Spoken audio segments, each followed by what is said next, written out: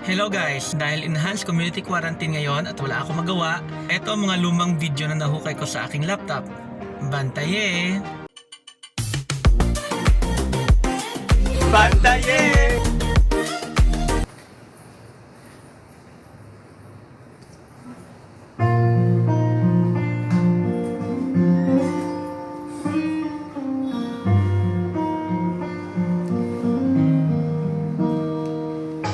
Mayo pa sa akong nadamgo, may araw pa ikaw kag ako.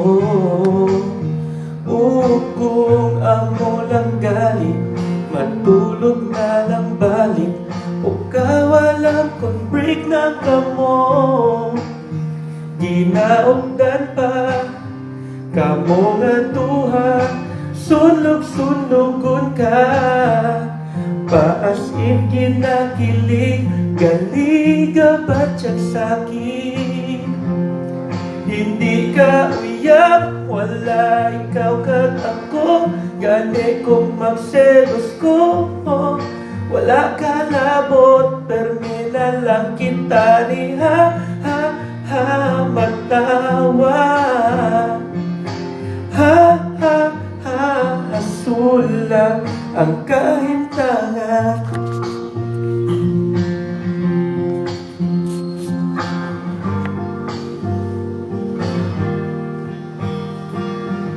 Selos nga kabudlay mapunggan, kapit pa kong siya imo na ugdan. Nga aman ga kahadlo, nga madula ka. Kung wala pa ikaw na akon, di na nauya na ako kanta ng pinagabot na. Stop. Something happens when you look at me, I forget to speak. Something happens when you kiss my mouth, my knees get so weak. Could it be true, this is what God has meant for me? Baby, I can't believe that something like you could happen to me.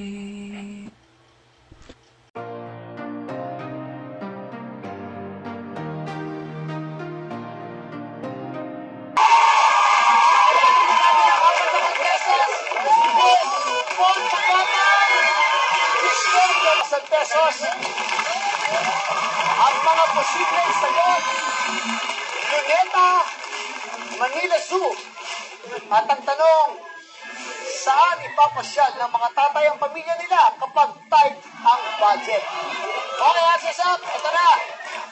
Umpisa natin kay Pao. Pao, bago mo ipakita sagot mo, sino mga kasama mo dyan sa likod mo? Yung mga co-teacher ko po, tapos si Mama. Hi, Mama. Magandang gabi sa'yo. Happy yoga! Love you. Napakaswerte mo. Bakit? Kasi gwapo ka namin. Ayos ko. Alright, Pao. What's your answer? Luneta! Bakit, Luneta? Libre, walang bayan. Thank you, Pao. Good luck sa'yo. Lahat sila apat. Luneta ang sinagot. Let's ask Pilipinas. Ang mga posibleng tamang sagot: Robin Padilla, Aiza Sigera. Wow, anong tanong dito? Sa paniniwala ng masa, sino ang mas magaling manligaw? Okay, Pao. Ganun din po, Robin Padilla. Alright, tignan natin ang sagot ng Pilipinas. Let's ask Pilipinas. Robin Padilla, 87%. Ito na, ang mga posibleng sagot: Panderegla, Pandekoko. At ang tanong, lako, ano ang mas strict na merienda sa hapon ng karamihan ng teenagers? Isa sagot mo, Pao. Pandikoko. Yan. Oo. Gusto na. Sinabi mo sagot ng Pilipinas. Let's ask Pilipinas. Pandekoko, 7%. After 3 questions, meron kayong ticket 12,000. Pero sa round na ito, kailangan isa ang matanggal. So, meron tayong tinatawag dito na agad-agad challenge. Ito ang challenge natin. Kailangan lagyan ng nail polish ang 5 kuko at ipakita sa camera. Ito na! Agad-agad!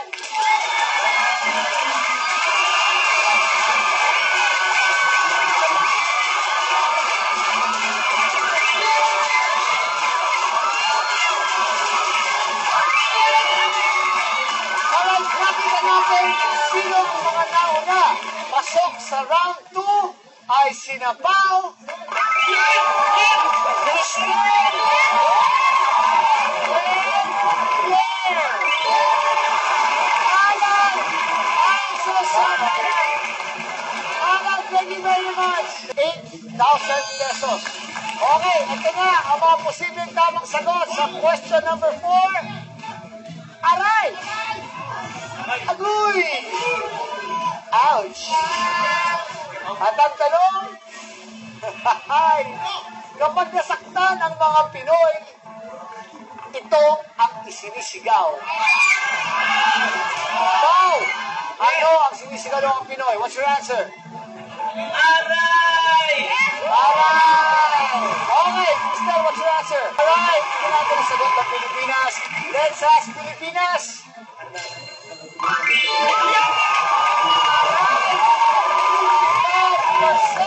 Meron na kayong tipo 20,000 each. Tuloy-tuloy lang tayo sa question number 5 worth 10,000 pesos. Ang mga posibleng tamang sagot, tumoma, gumimik magdamagan, mag-aerobics. At ang tanong, ano ang hindi na kaya ng powers ng mga lola? Atin ngayon ang sagot ni Pao. Gumimik na magdamagan. Ang sagot ng Pilipinas. Gusto ko rin malaman. Let's ask Pilipinas. Magdamagan, 55%. Huwag kang mababahala, Glenn. Kaya mo pang umabol dito sa last question natin for the round because this question is worth 50,000 pesos. Ang mga posibleng tamang sagot, Shamsi, Sup-Sup, Janine, Tugonon, Megan Yang. Ito lang kayo ng tanong. Kung magiging adan ang mga lalaking Pinoy, sino ang gusto nila kamukha ni Eva? Good luck, good luck. Pao, sino? Aga, ako naman yung isang agad dito. So yung Eva gusto ko is Megan Yang. Yeah. Ayun, ang nag-isang adan na si Pao. Tignan natin ang sagot. Let's ask Pilipinas.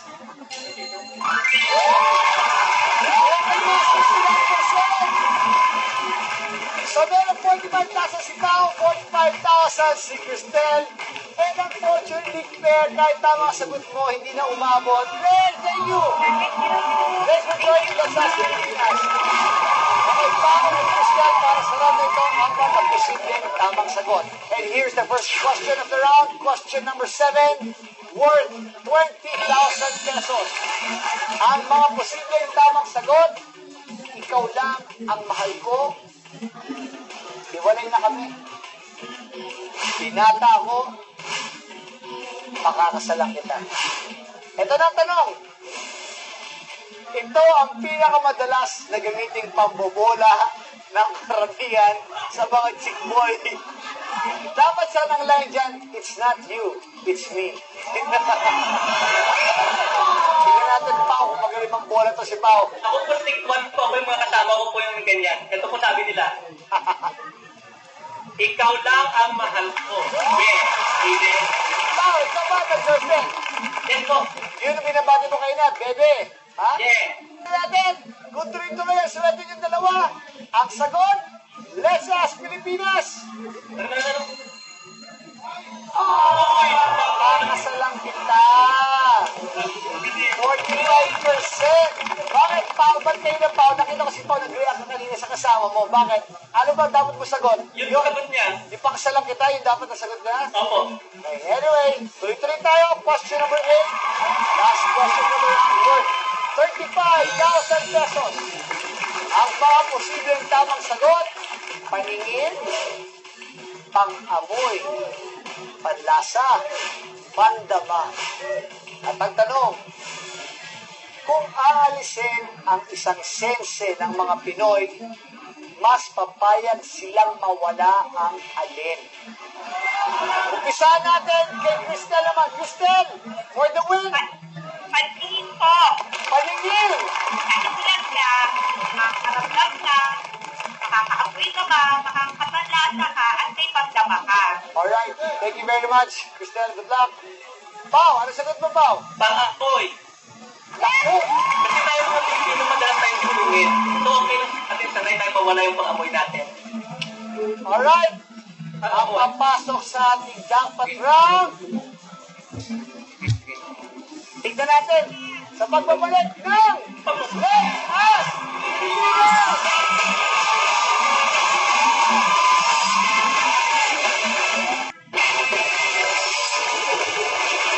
Alright, pagbabalik ng Let's Ask Pilipinas. One-on-one na sinampaw at Cristel. Dahil ang pera nila, okay, at itong tanong na ito ang magdedesisyon kung sino ang maglalaro sa jackpot round. Cristel, ano na sinagot mo? Ay, Ninong Aga. Ninong Aga, okay. Ako ba talaga kinukuha mo, Ninong? Next time na namin ikaw, Ninong. Okay, ako Ninong yan, ha? Ngayon, tignan na natin ang sagot ng Pilipinas. Let's Ask Pilipinas!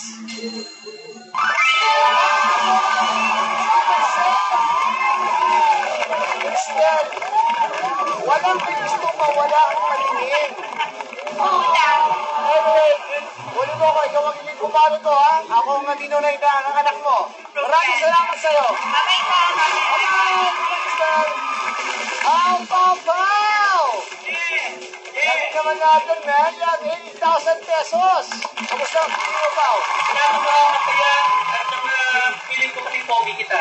Ay, oh, lumamas guwapo ka pa sa akin, Pao. Lalo na, pagka na-copy yung jackpot natin na to. Okay? Hindi pa po kami nakakagawa ng lesson plan namin for tomorrow. Di ba kayo nakakagawa? Ay, ito na. Tignan ko lang kung makagawa ka pa ng lesson plan ngayon. Ano ang gusto mong gawin?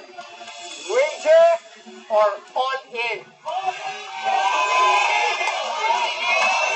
Wager! 20,000. Saba?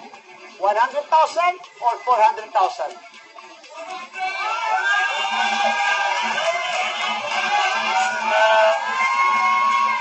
Hi, Mami! Tinatanong lang kita, ha? Hello! Okay, ano? Wager na! May din na lang po kasi hindi pa ako mahilig sa bugan. Hindi ka mahilig sumugal, kaya naman tayo lumalaban. Okay! Ikaw, ito, iuwi mo ay 100,000 pesos. Ito na ngayon ang apat na posibleng tamang sagot. January 1, Feb 29, November 1, December 25. At ang tanong, parang nalulungkot na si Pao, ha? Ayon sa mga Pinoy, kawawa ka naman kung ganitong araw ang iyong birthday. What's your answer? February 29. Right na now! Kasi ano ba, sabi ko, ulit sa lumalabas. Alright. Parang hindi mo na appreciate yung birthday mo. Yes, magulo ang buhay, ano? Tignan natin! Let's Ask Pilipinas! November 1! November 1! Ano naman patay? 52%! So, meron ka rin ang Christmas mo because you still have 60,000 pesos pa. Thank you very much! Maraming salamat sa mga tagapangos ng United sa Occidental. Mabuhay kayo lahat pa. Congratulations! Thank you!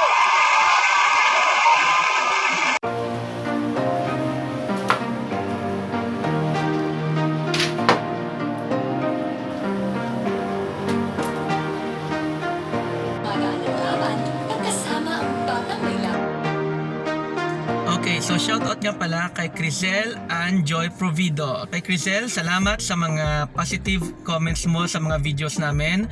Salamat sa laging panunood ng mga episodes ng Bantaye, okay? And sana dumami pa yung mga kagaya mong solid Bantaye supporter. Hope to see you and your friends again someday. Okay, bantaye. And gusto ko din palang i-greet si Sir Placer Christian James. Okay? Sir, thank you din sa mga positive comments mo sa mga post ko sa Facebook. Salamat kahit na hindi tayo isang division, kahit sa ibang division ka, naging kind ka and friendly sa akin. So again, hello Sir James. And ito yung last but not the least, si Ma'am, ano yun? Better Biter or Better Bater, hindi ko alam kung paano i-pronounce. Alam ko hindi totoong pangalan niya ni Ma'am, pero hello Ma'am, greetings nga pala sa iyo. Mag-ingat kayo dyan kung saan man kayo ngayon at ng iyong family. Thank you nga pala Ma'am kasi isa ka sa mga nagtanggol sa akin nung mga times na may kumakalaban sa mga post ko sa taga DepEd Ako group. Isa ka sa mga talagang sumuporta at isa ka sa mga nakakita ng positive na side doon sa mga post ko kahit na may mga iba na negative or nambabash sa ginagawa ko, okay? So alam ko madami pa mga teachers dyan na sumusuporta sa Bantaye. Thank you. Kaso nga lang hindi ko na makita yung mga post ko na yon, so hindi ko kayo mapasalamatan isa-isa. I hope na mag-greet ko kayo sa mga susunod na mga episodes namin. So please, pwede kayo mag-comment dito sa video na to. Lahat ng mga gustong magpag-greet, kasi isasali namin yan sa susunod naming episode. I-feature namin kayo sa ending lagi. So, bantaye! Bantaye!